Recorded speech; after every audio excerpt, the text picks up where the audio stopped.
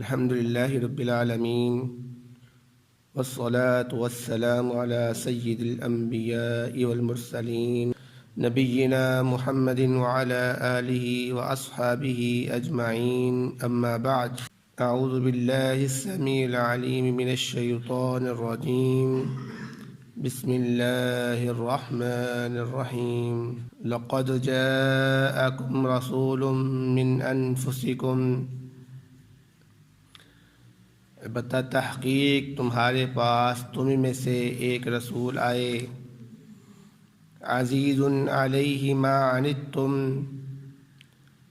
اس پر شاق گزرتا ہے کہ تم مشقت میں پڑو حریص علیکم وہ تم پر بہت زیادہ حرص رکھنے والا ہے بالمؤمنین رؤوف الرحیم مومنوں کے ساتھ بڑی شفقت کرنے والا اور بہت ہی مہربان ہے۔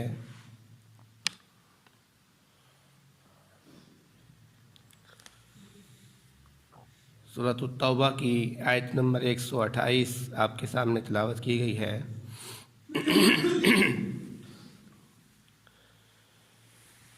یہ سورۃ التوبہ کی آخری 2 آیات میں سے ایک آیت ہے جس کے اندر اللہ رب العزت اپنے نبی حضرت محمد صلی اللہ علیہ وسلم کی صفات عالیہ کو ذکر فرما رہے ہیں۔ تو فرمایا لقد جاءکم رسول من انفسکم، نبی پاک صلی اللہ علیہ وسلم کی سب سے بڑی جو صفت ہے وہ یہ ہے کہ اللہ رب العزت نے اس رسول کو انسانوں میں سے پیدا کیا، من انفسکم تمہارے نفسوں میں سے رسول بنایا ہے، اور وہ رسول اس لیے تمہارے نفسوں میں سے بنایا ہے تاکہ تمہارے لیے وہ ہر کام میں نمونہ بن سکے۔ اس لیے نبی پاک صلی اللہ علیہ وسلم آدم علیہ السلام کی اولاد میں سے ہیں، اور آپ صلی اللہ علیہ وسلم کے ماں باپ بھی ہیں، آپ کی بیویاں بھی تھیں اور آپ کے بچے بھی تھے، اور آپ کو بھوک بھی لگتی تھی، آپ کو پیاس بھی لگتی تھی، آپ پہ مصیبت بھی آئی، آپ پر خوشی بھی آئی، یہاں تک کہ آپ پر وفات بھی آئی۔ یہ تمام کام اس لیے ہے تاکہ آپ کے لیے ہر مرحلے میں نبی صلی اللہ علیہ وسلم نمونہ بنے۔ اس لیے اللہ رب العزت نے محمد صلی اللہ علیہ وسلم کو انسانوں میں سے پیدا کیا تاکہ تمہارے لیے اسوہ حسنہ بن سکے۔ اگر اللہ کے نبی صلی اللہ علیہ وسلم انسان کی بجائے جنوں میں سے ہوتے یا فرشتوں میں سے ہوتے تو پھر وہ ہمارے لیے نمونہ نہیں ہو سکتے تھے، کیونکہ پھر ہم میں سے ہر شخص کہتا کہ وہ تو فرشتے تھے اس لیے انہوں نے اس طرح کیا، ہم تو انسان ہیں، انسانوں سے نہیں ایسے ہوتا، یا وہ تو جن تھے اس لیے انہوں نے ایسے کر لیا، مصیبتیں برداشت کر لیں، ہم تو انسان ہیں، انسانوں سے یہ کام نہیں ہوتے۔ تو یہ سوال اٹھتے تھے، پھر تو اللہ رب العزت نے اس لیے ان تمام سوالوں کے دروازوں کو بند کرتے ہوئے رسول کو چنا تو انسانوں میں سے چنا۔ اس لیے اللہ کے نبی صلی اللہ علیہ وسلم ہماری طرح کے انسان ہیں۔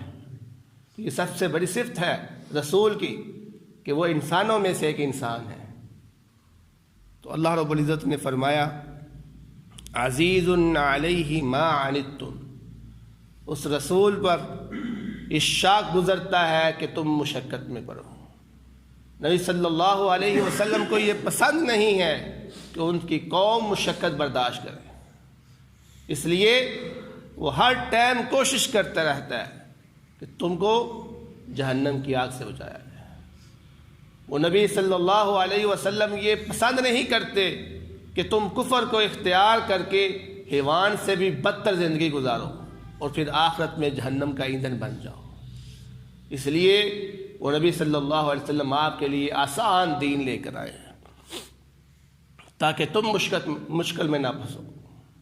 تو نبی کریم صلی اللہ علیہ وسلم نے فرمایا مجھے آسان دین دے کر بھیجا گیا ہے، انما الدین یسر، ان الدین یسر، دین آسان ہے، دین مشکل نہیں ہے، کیونکہ نبی صلی اللہ علیہ وسلم اپنی قوم کے لیے مشقت کو پسند نہیں کرتے۔ ایک حدیث میں حضرت ابو ہریرہ رضی اللہ تعالیٰ عنہ بیان فرماتے ہیں کہ نبی صلی اللہ علیہ وسلم جب طائف میں گئے تھے تو آپ صلی اللہ علیہ وسلم نے وہاں پر 10 دن گزارے، اور 10 دن آپ لوگوں سے مار کھاتے رہے تھے، یہاں تک کہ آپ بے ہوش ہو جاتے تھے۔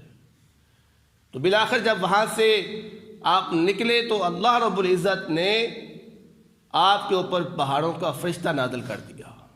اس فرشتے نے آ کے کہا، اے نبی اگر آپ اجازت دیں تو میں ان 2 پہاڑوں کو آپس میں ملا دیتا ہوں تاکہ یہ قوم درمیان میں کچل جائے، تو میں ایسا کر دوں۔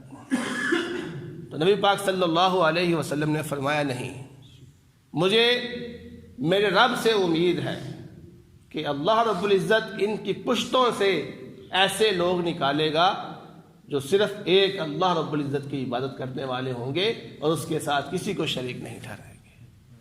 تو یہ ہے نبی پاک صلی اللہ علیہ وسلم کی شفقت کہ وہ اپنی قوم کے لیے مشقت نہیں چاہتے، اگرچہ اس قوم نے ہی مارا ہے، یہاں تک کہ بے ہوش کر دیا ہے، لیکن نبی صلی اللہ علیہ وسلم نے پھر بھی ان کے لیے سختی کا حکم نہیں دیا، ان کو سزا نہیں دی، ان کا خیال رکھا ہے۔ تو فرمایا حریص علیکم، یہ اگلی صفت، تم پہ حرص کرنے والے ہیں۔ حرص کیا ہے؟ کوشش کرنے والے ہیں، وہ ہر ٹائم دن رات کوشش کرتے رہتے ہیں کہ کسی نہ کسی طرح تم جہنم سے بچ جاؤ۔ اس لیے ایک حدیث میں آیا، نبی کریم صلی اللہ علیہ وسلم نے فرمایا کہ میں تم کو تمہاری پشتوں سے پکڑ پکڑ کر کھینچ رہا ہوں، اور تم ہو کہ مجھ سے اپنا دامن چھڑا کر جہنم کی آگ میں داخل ہوتے جاتے ہو۔ میں تمہیں بچا رہا ہوں اور تم مجھ سے بھاگ رہے ہو۔ اس کا مطلب کیا ہے کہ اللہ رب العزت نبی صلی اللہ علیہ وسلم ہمیں جہنم سے بچانے کی کوشش کر رہے ہیں، لیکن ہم اس دین کو چھوڑ کر، ہم اللہ کے فرمان کو چھوڑ کر اپنی خواہشات کی پیروی کرتے ہوئے جہنم میں داخل ہوتے جا رہے ہیں۔ تو فرمایا بالمؤمنین رؤوف الرحیم، مومنوں کے ساتھ بڑی شفقت کرنے والے تھے آپ، بڑی مہربانی کرنے والے تھے۔ آپ کے جتنے بھی ساتھی تھے ان میں سے جب بھی کوئی بیمار ہو جاتا، نبی صلی اللہ علیہ وسلم ان کی جا کے عیادت کرتے تھے، کوئی فوت ہو جاتا ان کے جنازے پڑھتے تھے، یہاں تک کہ اگر نماز میں کوئی بچہ رونا شروع ہو جاتا تو اس بچے کی وجہ سے نماز کو مختصر کر دیتے تھے۔ یہ ہے اپنی امت کے ساتھ شفقت۔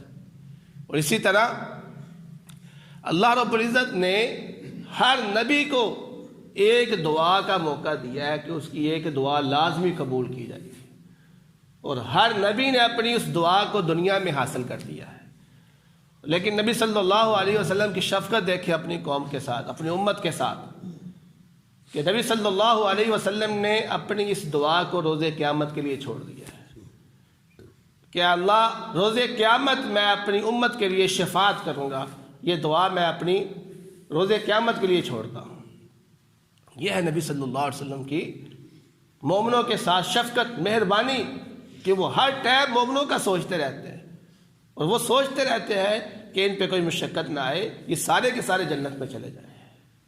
فرمایا بالمؤمنین رؤوف الرحیم، پھر آگے فرمایا فَإِن تَوَلَّوْا، پھر اگر وہ منہ پھیر لے، یعنی اتنی مہربانی کے بعد، اتنے شفیق نبی کے بعد، اتنے آسان دین کے بعد اگر کوئی شخص پھر بھی آپ سے منہ پھیر لیتا ہے تو اے نبی صلی اللہ علیہ وسلم آپ کہہ دیجئے فَقُلْ حَسْبِيَ اللَّهُ، کہ میرے لیے اللہ رب العزت پہ کافی ہے، اللہ ہی کافی ہے میرے لیے۔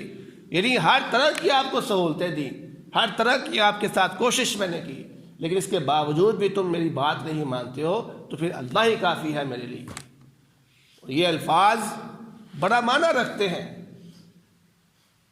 حضرت ابراہیم علیہ السلام کے لیے جب تمام کے تمام دنیا کے سہارے ختم ہو گئے تھے اور وقت کے حاکم نے آپ کے لیے یہ سزا مقرر کر دی تھی کہ ان کو آگ میں پھینک دیا جائے، تو بالآخر ابراہیم علیہ السلام نے یہی الفاظ اپنے منہ سے نکالے تھے، حسبنا اللہ ونعم الوکیل، کہ کہ میرے لیے اللہ کافی ہے، تو پھر اللہ رب العزت نے کیا کیا؟